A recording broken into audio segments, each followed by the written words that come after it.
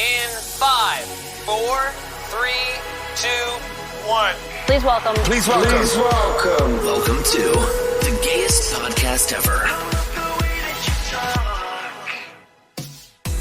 Hello and welcome to the gayest podcast ever. I'm Josh and I'm here with Eric and CJ. Hello, boys. How are you? Hi, guys. You're surviving all this snow that's fallen down. Today was my first day back at work after vacation. It was a struggle. I did not like it. I would say I am thankful for working from home with all this damn snow. Like, you couldn't pay me to drive outside right now. So much snow, and like it's a dry snow, so the wind blows it into like drifts and piles. You can even see our porch. I was like, that's a good like 2.5 feet. Yeah, this better not be how February is going to end. I'm literally not kidding. If it's going to go like this into March, I'm going to be devastated. Right? Because last year it didn't snow a whole heck of a lot. It didn't feel like... No, but I just came back from 86-degree weather. There's only like 2 weeks left in February. Like, no, we're not starting now. I don't know if she got her period or what Mother Nature's problem is. I mean, it could be worse. She could be in Texas right now, and they're just losing their goddamn minds. Like, they have no idea what's going on. They don't know what to do with themselves, and they're like, quit making fun of us. We don't have salt trucks or snow plows. I'm like, you have cars with tires? I was also today years old when I found out Texas has its own power grid. Yeah. Like, that's the reason they don't have power. They're like, they want to succeed so goddamn bad, but all of a sudden they want to be our best friend. Sorry, Texas. Well, apparently... The governor was tweeting. He was like telling everyone to stay indoors because it's not safe to go outside. And I'm like, weren't you one that was like, oh, we're fine with the pandemic. We don't need to tell people to stay in their houses. Like, now you're changing your tune. Yeah, Texas is a whole different land out there. You know what? You know what could solve that problem? A conservatorship. Oh my God, no. Let's put Texas, I love the lead way. Let's put Texas a little conservatorship, see how they like it, put Britney Spears in charge of everything, and see how they function. Fill me in. What is going on with this documentary? Because it is everywhere. So we just want to do a quick little hot topic just because it's been everywhere. There was a new documentary that it was put up by the New York Times. So it was very, very well done. I mean, it's the New York Times. And it's on Hulu and FX if you're looking for it. And it's called Framing Britney Spears. And the whole thing is just really, really about her conservatorship and how it came to be and it's in place. And they talk with people. It starts with her assistant Felicia, her old assistant. In their wedding. I remember Felicia. I had her book back in the late 90s. No one. That's for a different podcast. Go ahead. But so it starts with her and kind of what she saw, and then it talks with a couple different lawyers. And the one lawyer they were interviewing, all of a sudden they'd put like a placard up that said, this attorney is no longer available because she's back on the conservatorship case. And so she couldn't comment any further. So they had like legit people on this. But the whole thing was just about Britney Spears and kind of the spiraling out and how we got there and what's happening with the conservatorship. And the other thing that's just really, really unusual about the whole thing is that she is, at least for the last, pre-pandemic years, had a successful Vegas residency, was on the X Factor, was making appearances in TV shows, making new music, touring, had an international tour. She's doing all of these different things. And they're like, well, why is she still under this conservatorship if she can do all these things? And it also kind of stems from the Free Britney movement, which if you got days, it's deep. I mean, they talk about her Instagram and everything like that, how she's kind of pleading for help. And I don't necessarily know if I want to go down that rabbit hole. But what I really think is just fascinating is the whole thing of how media has treated females, especially females that have had mental breakdowns in the media. And I shouldn't say mental breakdowns, who have had some type of psychotic episode or where they needed help and treatment, and how we treat them and how it's just insane. And it's, if you look through the years, the way Mariah was treated, the way Britney was treated, the way, even Monica Lewinsky, the way she was treated in the media, the way we treat some of these women is just appalling and insane. And I really want justice for a lot of them. And I'm really upset with Diane Sawyer. Oh my God. I did see the Diane Sawyer. Justin's like issuing apologies now, though. Like, people are on the apology tour. Janet was another one that was treated very unfairly by the media. You know, they're made to be these whores, these sluts. And it's just like they, instead of being like, oh my gosh, they are having some type of mental issues. And instead of being like, let's give them some space, let them hopefully get the treatment they need, we're like putting them on the covers of magazines saying that they're, you know, spiraling out of control. And it's just really, it's not helpful for anyone, I don't think. I remember my mom said to me when she like got in trouble for driving with like Jaden on her lap or something, and the paparazzi was like following her. My mom's like, I drove with you on my lap like all the time. Like, like, granted, it's different. She's like, your car seat was like in the front seat with like a metal bar, and that's all that held you. Yeah, and you didn't have like camera people running after you all the time. Right, like 65 cars chasing you, like Princess Diana. Look what happened there. Like, it's insane. And the breakdown was in 2007, wasn't it? That was like the one that kind of the one where her and Kevin Federline split. She had the babies back to back. She shaved her head. Yeah. Okay, so it's been 14 years. Like, yeah, maybe this needs to be like reevaluated. She did a residency in Las Vegas and stuff. Like, she was able to handle that. Yeah. And so that's what they're kind of getting down to, is like the brass tacks of like, why is Jamie Spears her father? And so the other thing that's kind of crazy is Britney has petitioned the court several times to not, like, I'm okay if there's a conservatorship. I don't want it to be my father. Right. She wants a private, the court, like, she wants like some type of trust to take over it. And so that to me is like screaming red flags. Like, hey, and one of the lawyers they talked to, she's like, okay, if this woman is sane enough to say, I get it, maybe I need a conservatorship, I just don't want it to be this person. She's like, that to me is like screaming, this woman is competent. Like, that's not a incompetent thing that someone would do. An incompetent person would be like, no. And the most recent ruling that currently happened is the judge ruled that while Jamie has to share, CJ, maybe you can correct me if I'm wrong, he has to share conservatorship or financial conservatorship with this trust, and they have to make all their decisions together about Britney's finances. And the other thing that's insane that I found out is Britney Spears has to foot the bill for both parties. So she's got to pay all the legal fees for what she wants and what the people who want money from her want. I'm like, that doesn't seem fair. Right. I mean, somewhere this has got to be illegal, right? I mean, it's not like girl doesn't have the money, but like still, like it's the principle. And like if she doesn't feel comfortable with her dad, like she's made even Jamie Lynn has said, you know, they don't feel comfortable around him. You know, they sometimes feel scared around him. Like, appoint somebody else. The court should just be like, okay, you know, let's put this financial institute or whatever and call it a day. Do you think like K-Fed's like helping? Because I know that he's been like the saint like in all this because he took care of the kids and, you know, he's had a relationship with their father and the kids got taken away from her and put in his custody. Like, has any of that been brought up that he's part of this? There was very little K-Fed in this documentary, and I've not heard from him. He's not been in the spotlight, and neither really have the boys. No, girl, recently. He's been like at McDonald's, like every day. Yeah, and I don't necessarily. I never was a big K-Fed fan because I mean he got that Remember the whole Shar Jackson from Moesha? She was pregnant. Britney was pregnant. It was not a good situation.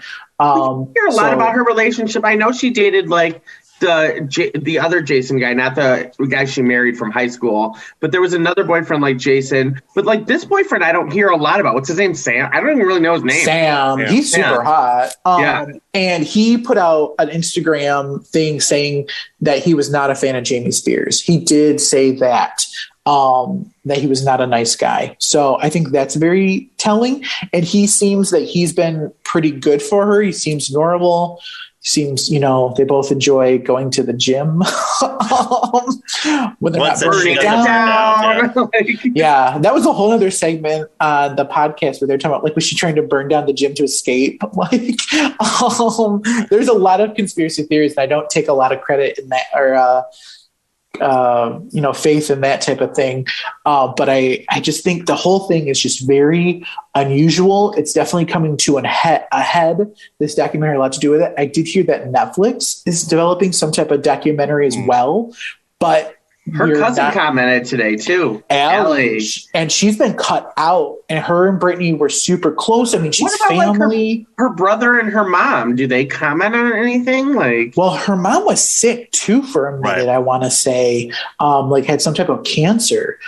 So the whole situation, and Jamie Lynn Spears is out there on social media a lot, commenting stuff like that. So I'm shocked that we haven't heard more from her. That it makes me feel like if she thought her sister was super being taken advantage of, you think she would step up and say something? She's a mother now. She would know, but you don't know the family dynamics there and what's kind of going on. So I don't think this is the last we heard of it. I think that we're definitely more is going to come to light. And I just hope that everything happens the best for Britney, happens the best for those kids, because they've got to be 12 now? They're up there. Yeah, they got to be in their teens, early teens. Well, you're right. If the breakdown was 07, both boys were already born. 2007 was 14 years ago. Yeah, they're like 15. I want to say they're like 15, Disney. 14. Yeah. Yeah. Chaotic with Britney Spears and Kevin Federline was 05, and she was pregnant. So insane. Time just slips away. But yeah, so I just, I'm glad that Justin, kind of put out that apology, because for years it was very much just assumed that, Britney was the only one at fault in that, and that Janet was the only one at fault in hers. And he just kind of glistened on by doing his thing. And so I'm glad that he's taking some ownership of it. No one's perfect. I'm not saying Britney and Janet are perfect either. I just think that, when there's a lot on the line, especially we're talking about people's careers and their integrity, just be the stand-up individual. But when he apologized, was his apology for anything that he did or said, or was his apology, I should have said more when I saw these things happening? I mean, he definitely name-dropped and actually said, "I'm sorry, Britney. I'm sorry, Janet," which I thought he would just put out a blanket statement. So I was glad to see him actually name drop them and say, and I don't recall off the top of my head. I think what I read, I think he pretty much just apologized for not saying anything in the moment and being a little more silent, which to me is that's not really apology. But who knows? Maybe he didn't do or say anything personally, and that is a sincere apology. Sort of with all that's going on with the Buffy and Josh Whedon, where all these males are well, I didn't see it, but that's not really standing up for anybody. Yeah, it's definitely interesting times. And I just think, especially when I was going back and watching those interviews that they showed of people interviewing Britney Spears when she was 19 years old, and they were asking her about her breasts. Right. Can you imagine today if a news person put a microphone in front of a Ariana Grande or a Miley Cyrus, and they said, I see you've gotten boobs now.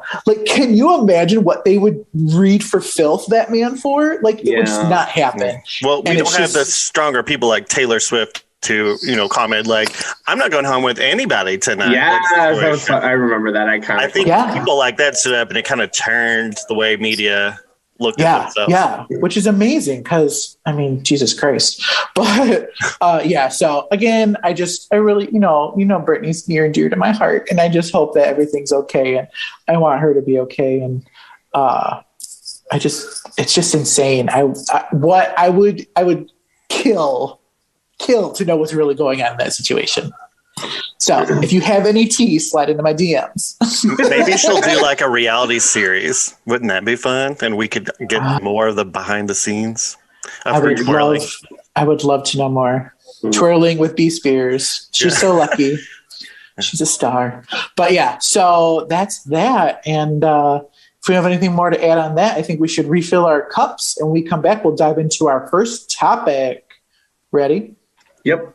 All right, we'll be right back.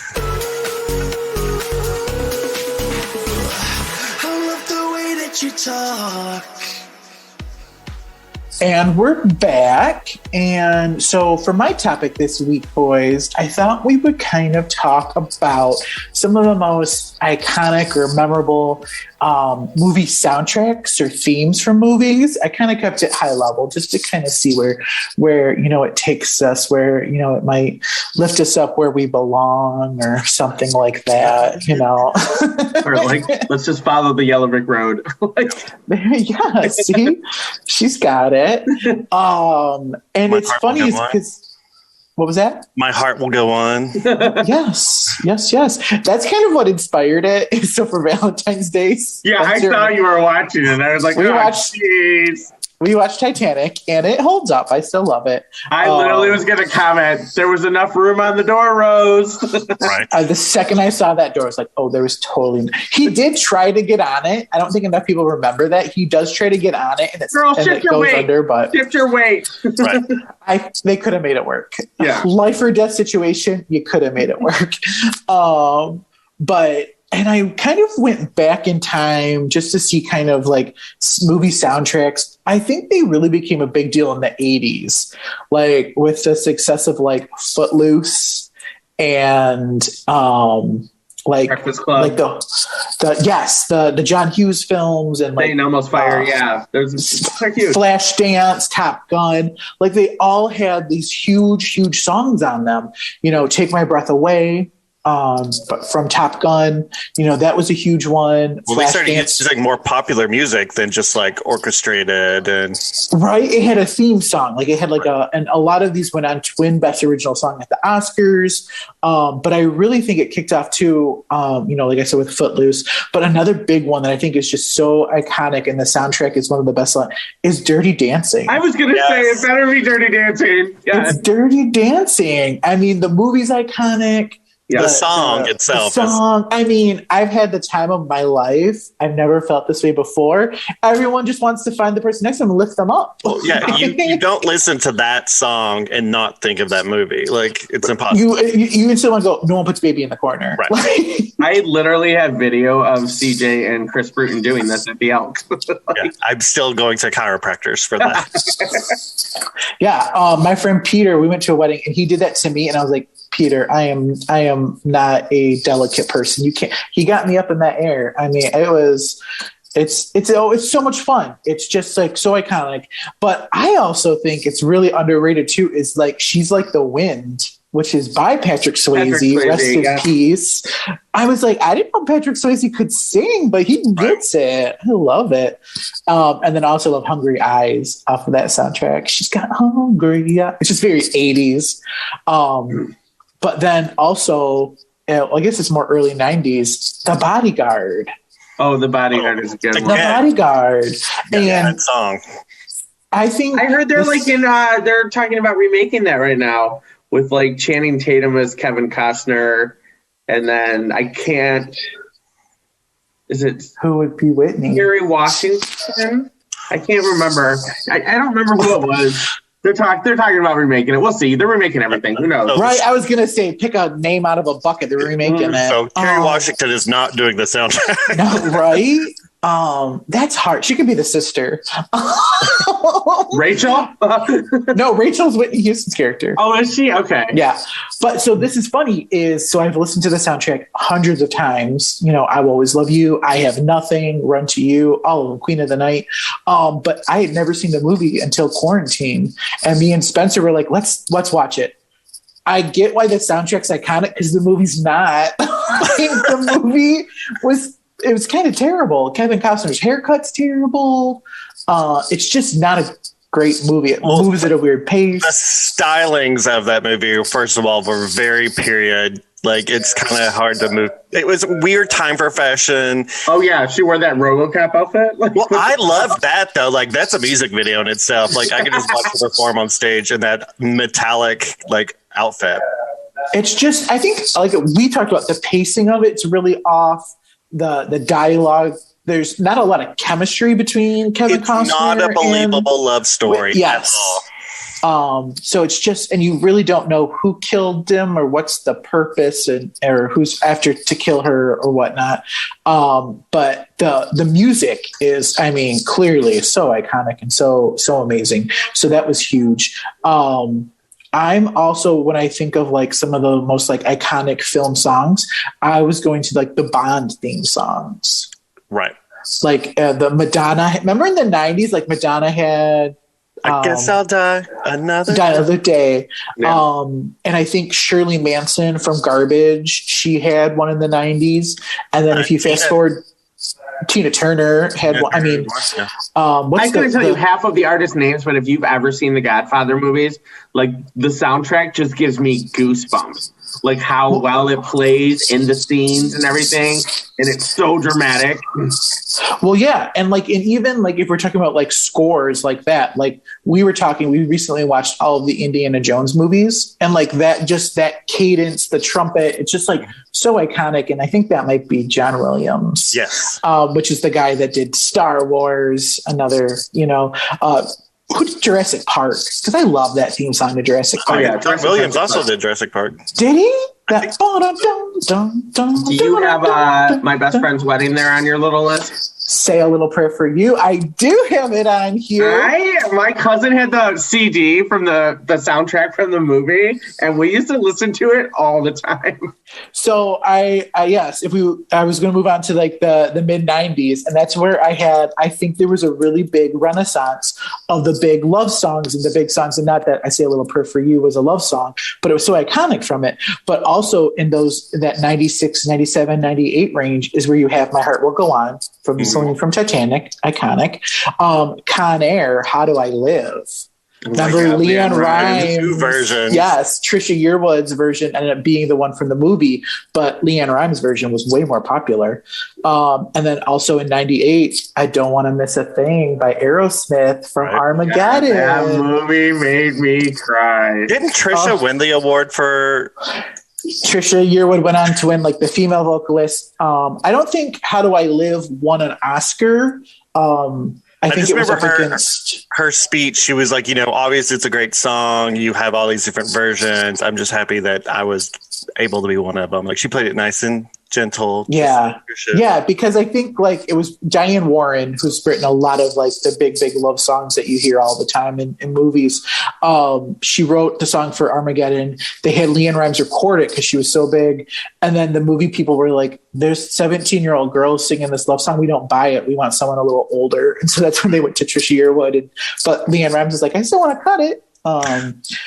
But then also like you guys are going to laugh so hard. Also a lot of the big movies in the 90s that remember like Will Smith, I mean the Men in Black. I mean, it's just Will Smith didn't get a movie deal without getting a new song deal. Right. Wow. Whole soundtrack. Yeah. Wild Wild West. Yeah.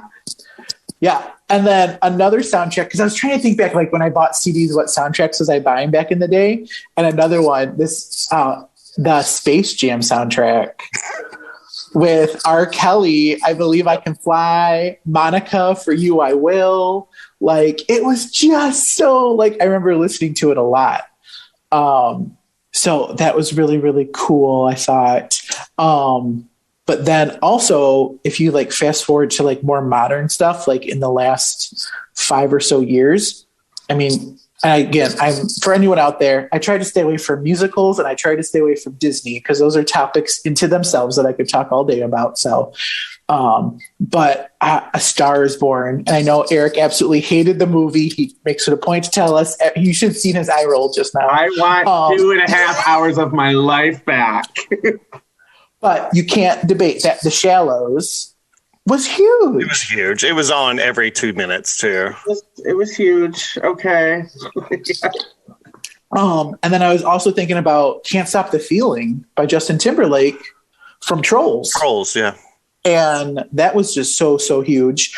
Do you guys remember the Great Gatsby movie with Leonardo DiCaprio? Yep. I do. I felt like everyone was on that soundtrack. Wasn't it like Fergie and I can't remember Justin? But it was the movie was hyped to be more than what it was supposed to be. And I think they had all these all-stars for that soundtrack. But it's just The movie didn't go anywhere, so I don't think the soundtrack did either. Got you. I just remember there being a lot. I was like, every time, like, I think like maybe Sia would have been on it.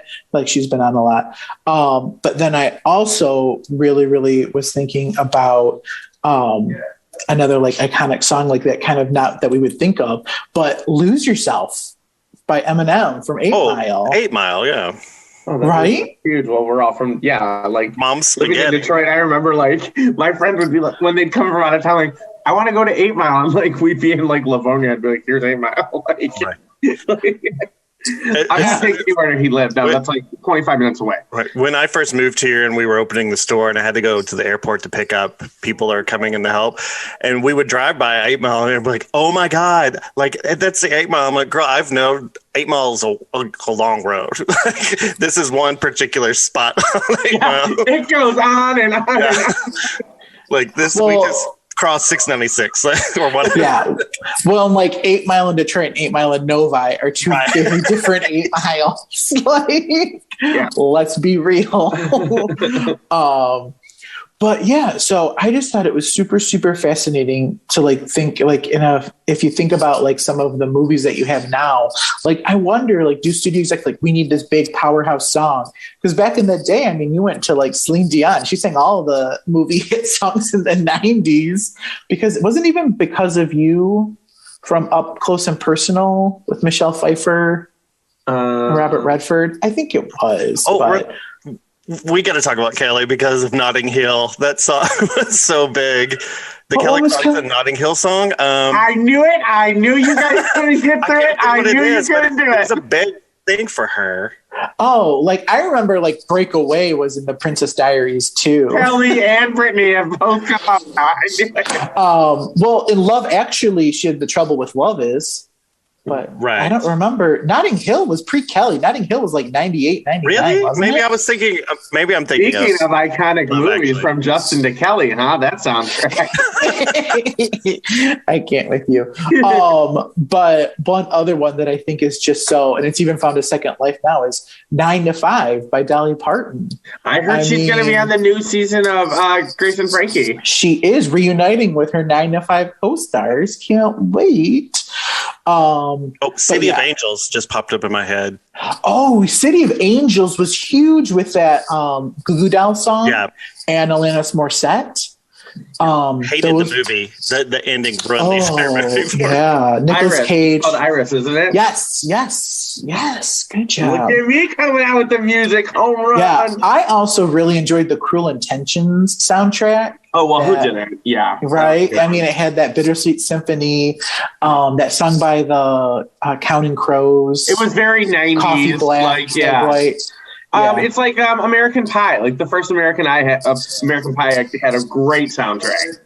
Yeah. So I just was really like thinking about, I wish more movies would put in a big ballady love song and let all my favorites just sing it. We could find a second life for Kelly with doing that, couldn't we? But yeah, so that's what I wanted to talk about today. Little music, little movie, carry it all together. Glad we got to bring in Dolly and Kelly, two of my favorites. Eric, we should make that a challenge to kind of make it through an episode without bringing up Kelly Clarkson. I don't know. But we're sure going to try. Goals for 2021. But yeah. And one soundtrack. Get the vaccine and not bring up Kelly Clarkson. Goals. Get the vaccine and not talk about Kelly Clarkson. If I can get the vaccine, I'll give up talking about Kelly for a minute. Josh, I don't believe you. Josh will stop, but I won't. All right. And one soundtrack that I did purposely skip because I wanted to save it for the very end because Eric's going to touch on it more when we get back.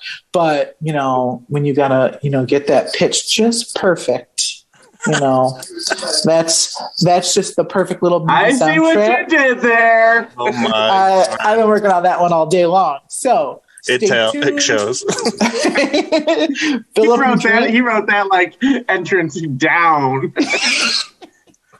Josh was practicing early. He's like, okay, I think I even text you guys and we can transition from mine to Eric. He was like, Spencer, should I say it like this Or should I say it like this? I practiced in the mirror all lunch break today. I hope it paid off. That you were leaving wanting more. So fill up your drinks, and we come back. Eric will get us Pitch Perfect. Excuse me? I love the way that you talk. And we're back. And Eric, what do you want to talk about, babe? I don't know if you've ever heard of her, but Little Miss Anna Kendrick. So she had a new show out like recently, and me and Josh have discussed it. It is called Love Life. It came out on HBO Max. My version of it, like every episode, there's only 8 episodes, but how it moves is it shows her, in a relationship one year, and then it fast forward like 2 years and shows what she's doing then. And then it just keeps fast forwarding like 5 months later.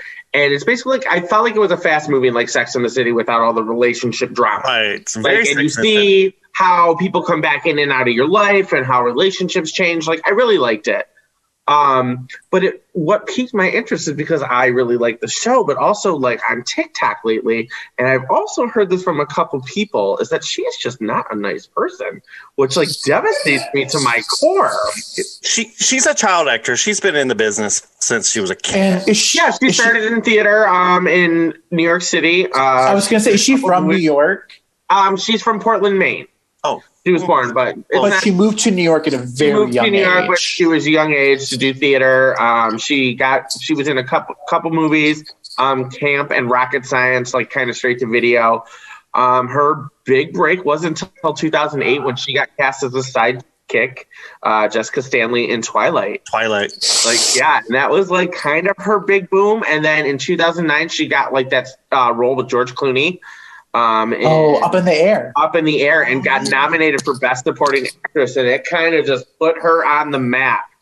And she was still signed to her Twilight deal because she did the next one. Which one was it? The Wolf one. Yeah, the Wolf one, the third one. Full moon. She did that one, but she did What to Expect, What You're Expecting with Chase Crawford and Cameron Diaz.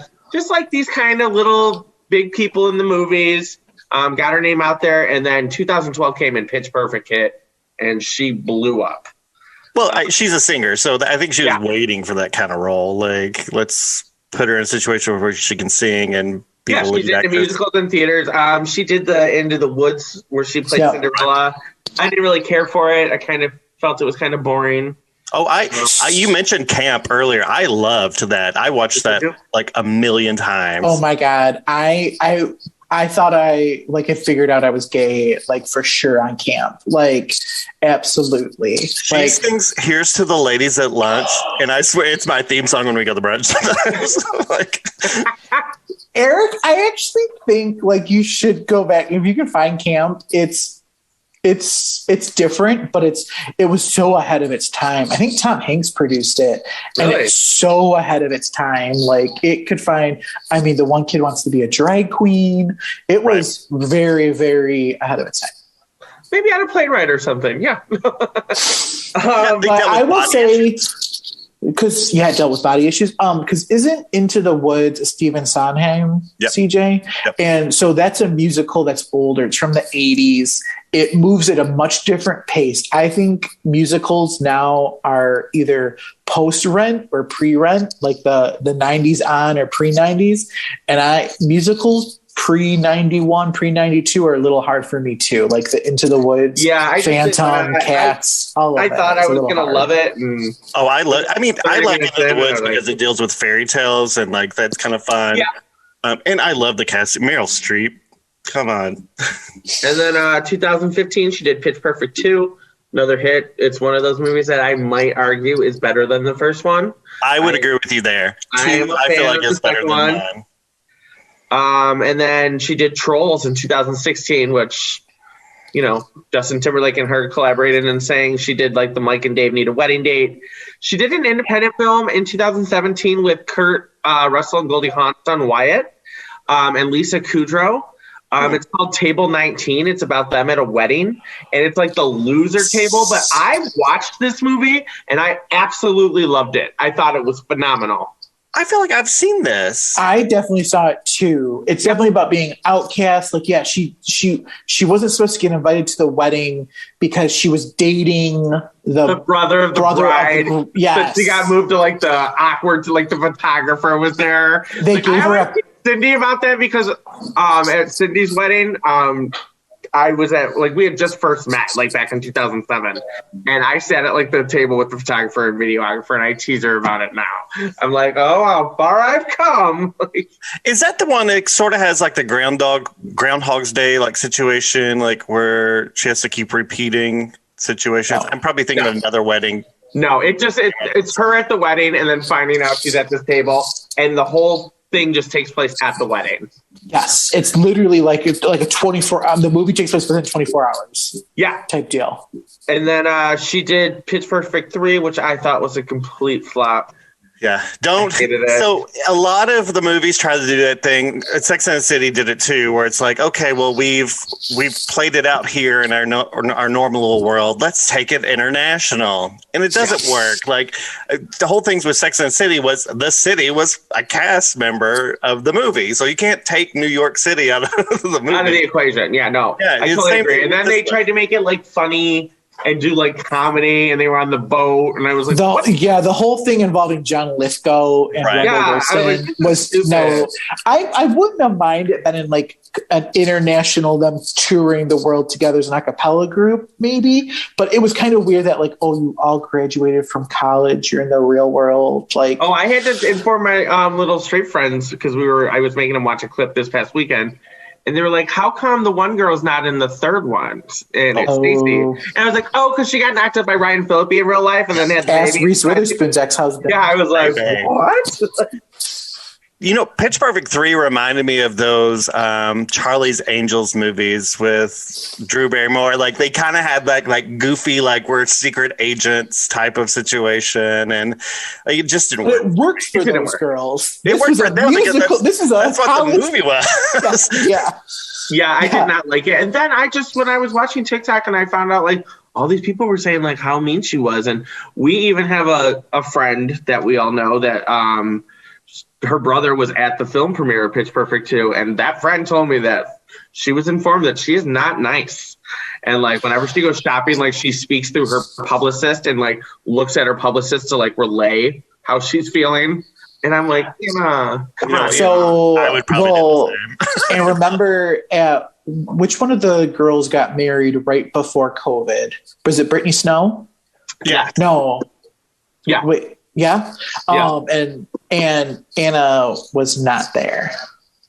I believe that she was filming though or something, because she does post like Instagrams and stuff with Britney Snow and Anna Camp a lot. Like all the Pitch Perfect girls do hang out a lot. You're right. They did that big thing. They did a fundraiser. I just think that maybe Anna Kendrick is working a little more than some of the other ones. I could see that. Could see that. So you think like Rebel Wilson is like just calls Anna a bitch? Because I can see Rebel just being like, fuck you. I don't know. She's a skinny bitch now. She's running with it. Maybe she's trying to running with the Miller. She ain't getting the Bush. She ain't getting that Bush money no more. They broke up. Oh, they broke up. Talk about skinny. That boy was rail. But I just hope that it's not true. I hope, But you guys have said that to me before about child actors, and that they're just Leah Michelle. Tough, yeah. Yes, that's exactly the same camp I'd put her in. They just born and raised in New York, child actors in the theater.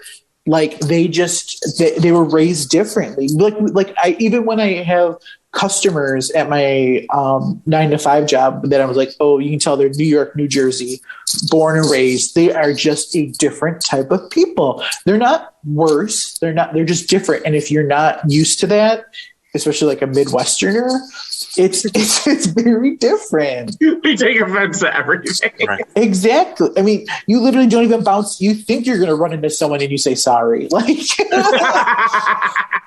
I was anticipating hurting you, so I apologize in advance. Like, I had a lady at Target yesterday. She was like, "Oh, I'm so sorry. Were you going to stand here?" And I was like, "No."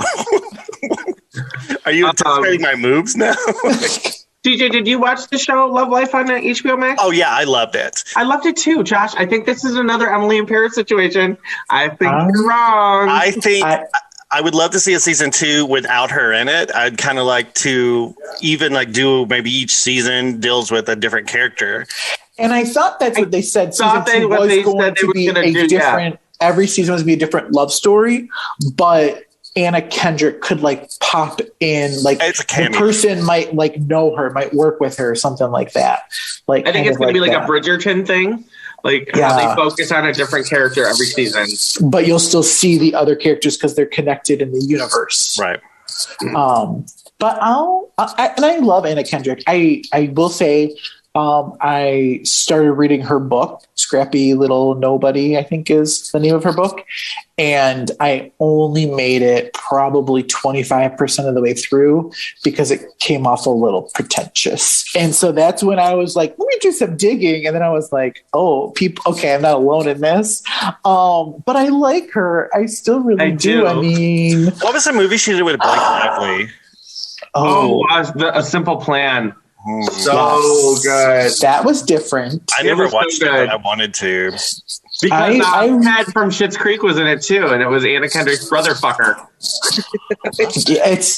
It's a different, and I appreciate anyone that's going to make an original movie right now. That's a premise I've never seen before, because there's so many freaking remakes and redos and spinoffs that like anytime someone's like, oh, we have an original movie idea here, I'm like, oh, I'll give you 10 minutes of my time.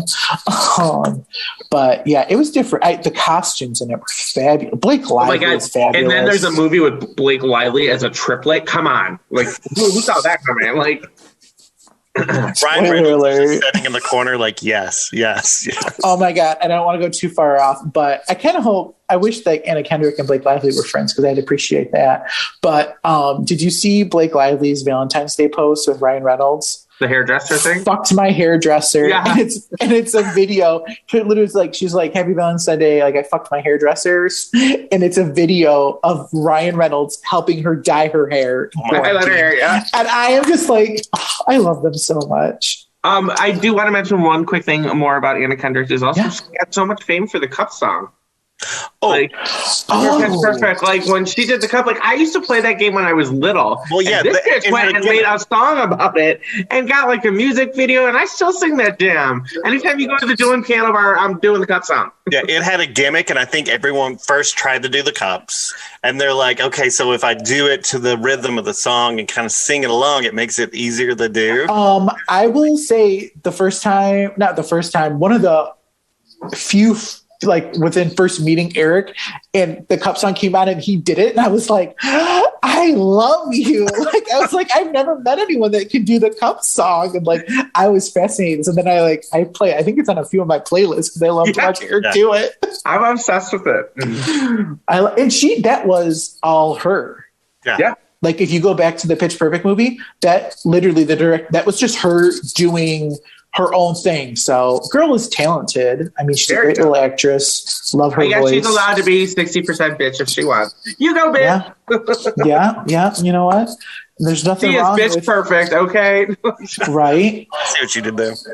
Well, that's like, I feel like, and when you are really talented, they love to label you a bitch sometimes. Like, I feel like Mariah Carey got that. Like, she's so talented. And so what's the easiest way to categorize it? Oh, she's a diva. She's a bitch. Going back to what your topic was about, like, not your topic, but like Britney, like the way the media portrays you. Like, yeah. So, we never really know who they are, but it's sad when you hear other people say a lot of bad things about someone, because that makes my heart hurt, because not everyone can be a liar. But all right, well, let's fill up our glasses and we come back. We'll get sure to get down. I don't know what I'm doing there. I can't with him today. I can't. I'm sorry. But we're going to fill our drinks and we'll be right back.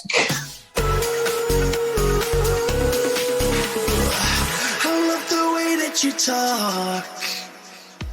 Okay, and we're back, and we love to talk. So we're gonna learn all about talking from Mr. CJ Meeks. All about talking. So, okay, first of all, nothing's made me feel older Well, other than Eric yesterday reminded me that I turned 40 in like 14 months and 2 days and 7 hours or whatever. No, buddy. 13 months from today, you turn 40. 13 months from today. So that broke Does he my have like a heart. countdown for you? That's Yeah, sick. it broke my I heart. literally was sitting across the table and I go, how does it make you feel that in exactly 13 months and 1 day, you'll be turning 40? And he goes, I did not expect that coming out of your mouth. I was like, girl, I know I haven't seen you in a while, but you had to dig that knife in. Like, Damn. but other than that, I haven't felt as old as I am until I read an article today that, guys, the cry laughy face emoji is no longer cool. Like, it's only used by old people, apparently. So a journalist was talking to these Gen Zers, and they were like, yeah, we know that you're old if you use the laughy cry face.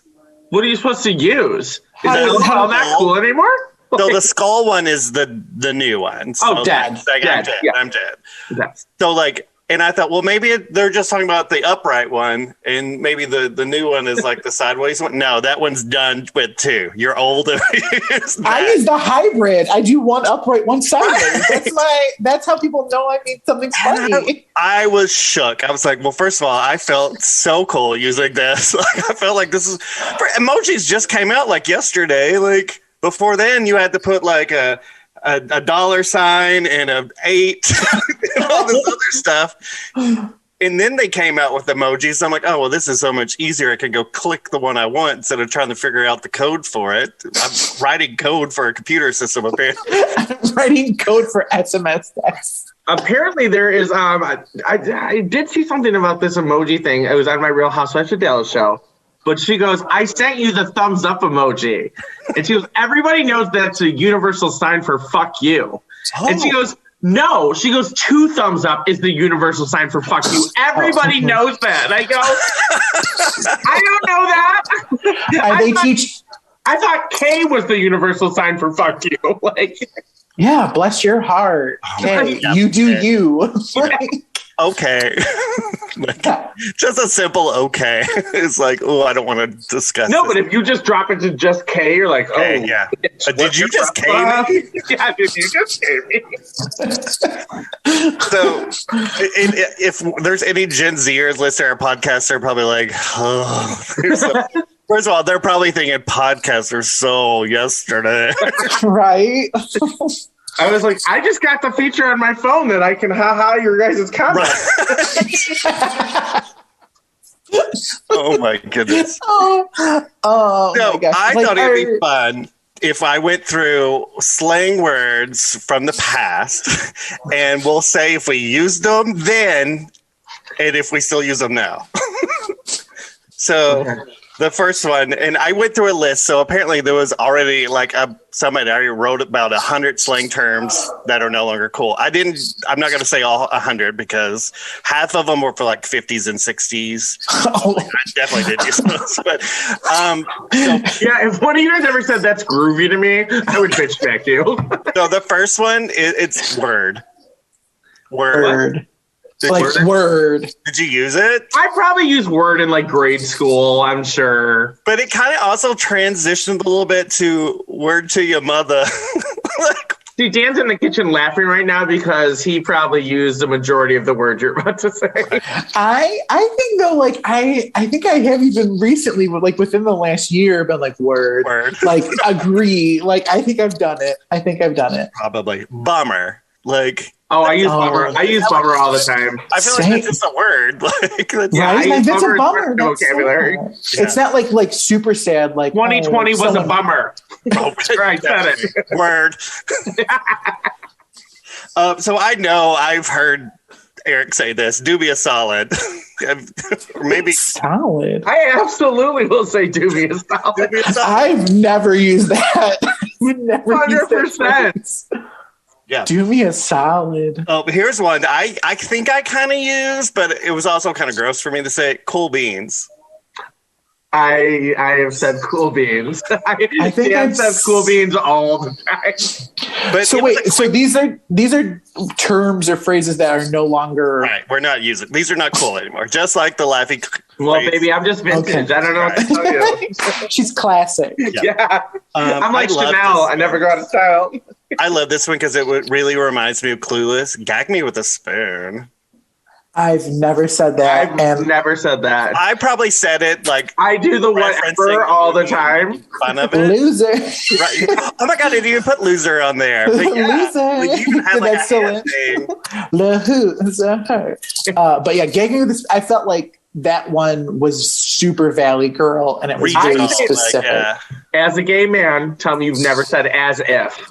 Oh, Yeah, it's on the list. Yeah, and that came directly from Clueless. Like, yeah. that's It has. Yeah, I say it to Spencer all the time. Like, he wants me to like, you want to go outside and mow the lawn? As if. Like, can you imagine me mowing the lawn? Okay, the next one, bad. Like, that's bad. Like, Everybody used it. bad in a good way. But bad in a good way? Right, Yeah, like so opposite that's day. bad. I feel like now it's like we would only understand it if someone's followed it with ass. Like that's bad. Right. Badass. Yeah. Okay. But I think also like, so my nephew did this at Christmas. Like every time he opened a gift, he like sick. Yeah, that's sick. My nephews did that too. I feel like sick is the new bad. Sick is the new bad. So like, Sick is the new bad. yeah, I'm just gonna say throw up next time. Like Vomit. vomit. Or like Oh, that's dope. gag me with a spoon, though, isn't Yeah. it? Vomiting, gag me with a spoon. Yeah, if you gave me a spoon, I'm gonna vomit. That must mean he really likes it. Right. Gnarly. Like I never said gnarly. I never was a gnarly person. It was like a skateboard like type thing. I felt yeah, like. and I was my skateboarding days ended after fourth grade. Sports people said gnarly, maybe. Yeah. Don't have a cow. Oh, that's so 90s. That's a Bart I Simpson. had a T-shirt with Bart Simpson saying "Don't have a cow" on it. Right. No duh, or just duh even. Oh, I say dumb. Dumb. I say "duh." Duh, yeah, like Sometimes I like to make it fancy and say la da. La duh. La da. Okay, Pitch Perfect 3. You're international. Not even. We talked about that. You remember Grody? Oh, that's Grody. I remember Grody. I feel like my mom still uses Grody. I think so too. Stoked. I'm so stoked. I think that's a thing. Like people say Word. Stoked. I guess you stoke a fire, you make it bigger, you get excited. Oh, what are we talking about? How about Or is that stroked? Stroke. oh my. I heard that. Yeah, I'd probably have said it drunk in a bar. Like, yeah, girl, I hear that. You said it yesterday. Are you hanging out in Compton? Okay, so this one's a very like it's kind of goes back to like the gagging with a spoon, but it's more like all that in a bag of chips. I'm sure I've said it in a phrase, yeah. I feel like now someone would say that now ironic. As a joke. I think I even spruced it up. I'm like, all that in a bag of potato chips. So it is Kimmy Gibbler from Fuller House. Straight up. Yeah. I feel like that's what she's referencing. Like it was a thing then, but like, Yeah. it's not cool now. Home skillet. No. you get that at Denny's. I don't know why you'd say it. That's I'd like my cheese mind. on mine, please. Okay. Talk to the hand. Oh yeah. Now I feel like that's so iconic. You Right. use it again. You talk to the hand. Like I know I said it. It's a joke though, right? I didn't like actually like. I didn't beat it.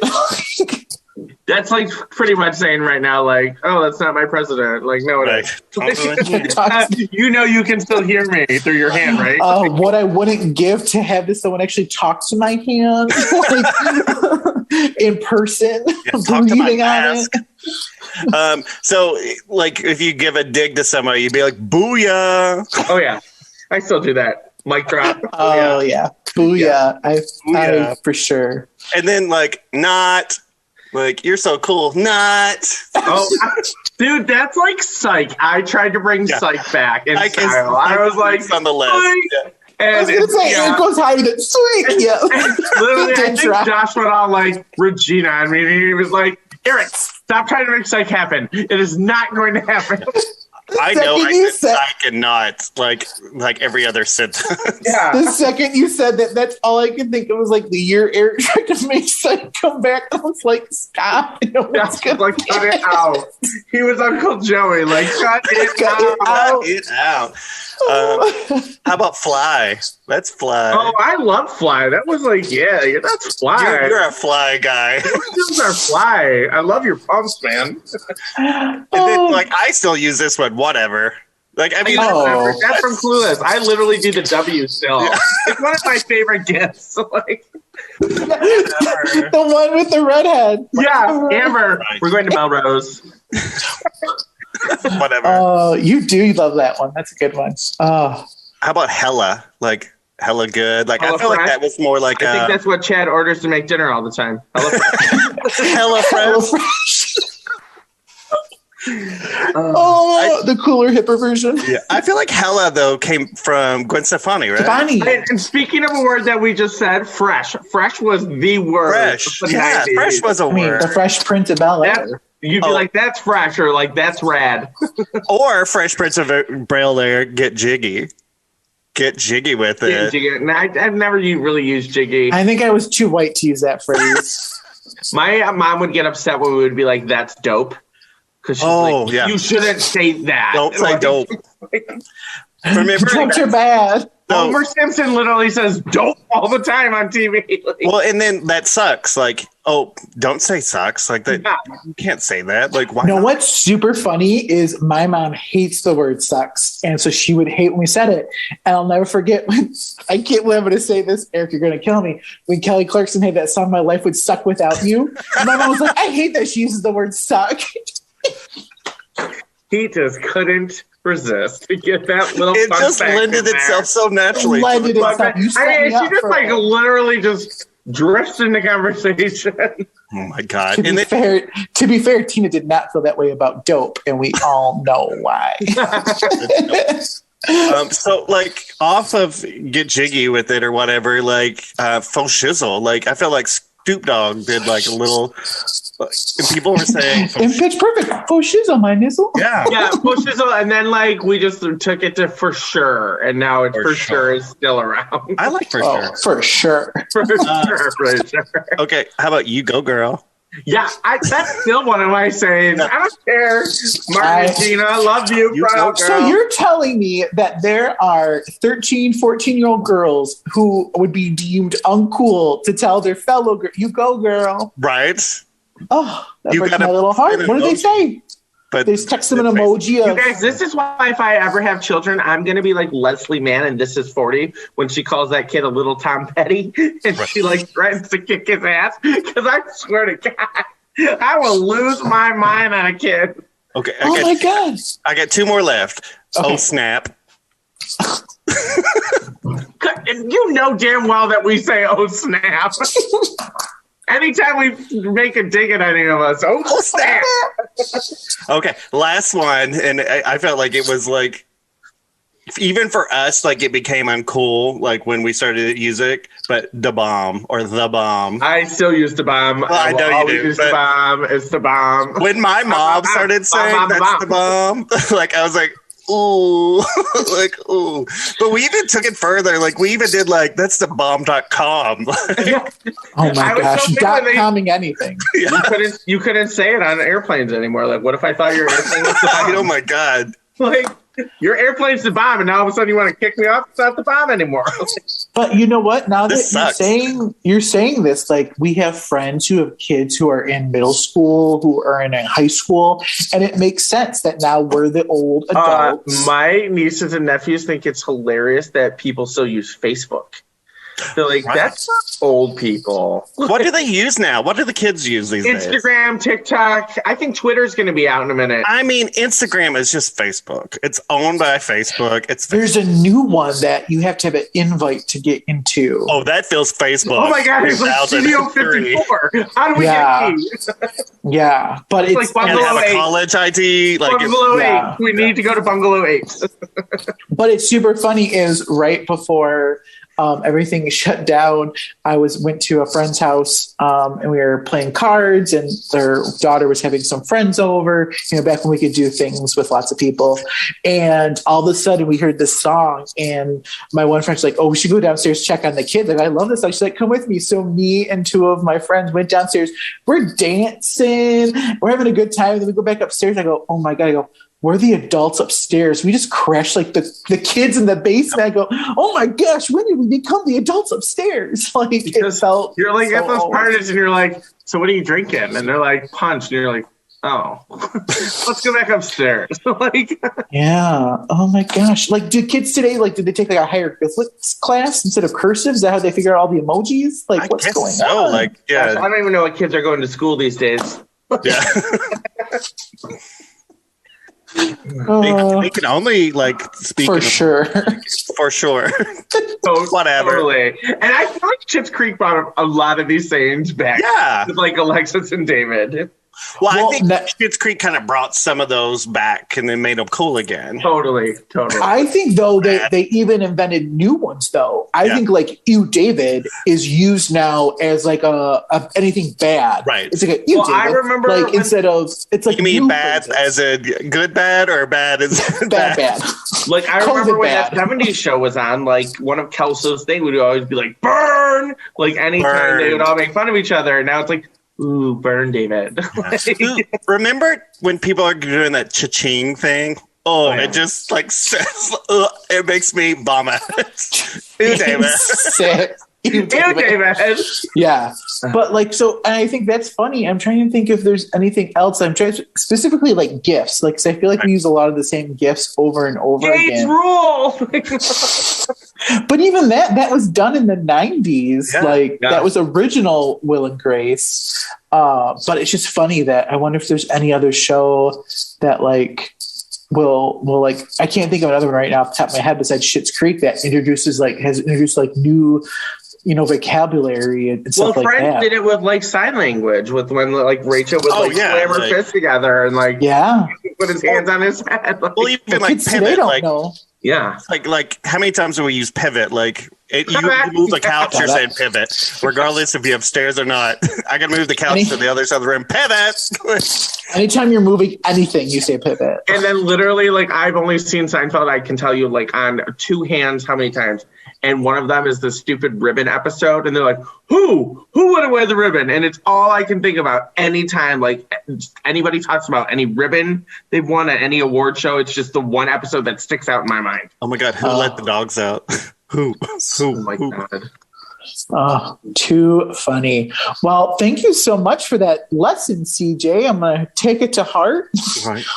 No, we're still going to use all those words. Right. Like, let's be I'm going to honest. try not to use emojis anymore. Well, and I have been seeing on Instagram that the I thought Generation typing your Z, text out was weird. I can't keep up. Generation Z has been coming for the old people.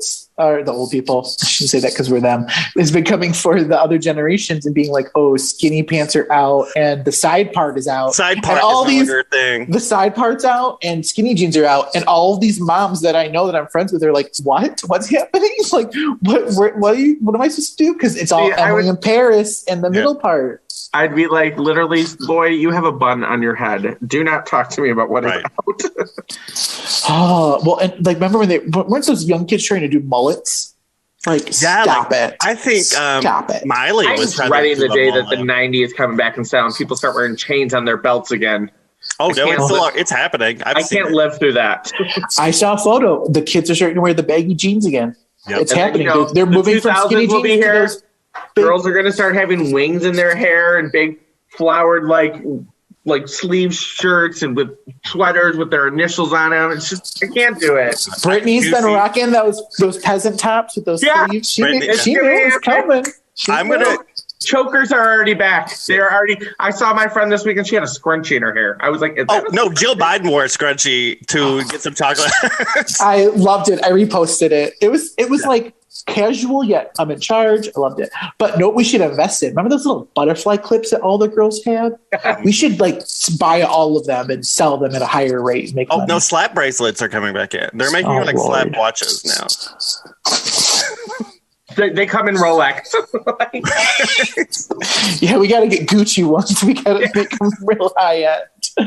Well, boys, well, when you thank see me with mine, it'll be like, this is Gucky. It's from Gucky. Tommy Hilfiger. I am not paying $700 for a slap bracelet. Apple's already put one on your wrist. It just takes you back to the 10 things that I hate about you, where the dad's like, I don't care how dope his ride at. You ain't going to no party to get jiggy with someone. Onto the hand. I know you can be overwhelmed. I know you can be underwhelmed, but can you ever just be whelmed? Right. That's how I felt most of COVID. Whelmed. This topic was all that in a bag of chips. Yeah. So. Yes, it was. I loved it. Toad. So dope. I was going to say it's the gayestpodcastever.com, but I don't want to confuse it because that's not our address. But you guys, thank you so much for tuning in to this episode. We hope you shared a laugh, shared a drink, or if you're driving, not a drink. But the best way that you can, appreciate us and say that you love us is to share, rate, review, subscribe the podcast with your friends, with your neighbors, with whomever. We love you guys so much. Thank you. Take care. And until next time. Cheers. Cheers. Bye. Bye.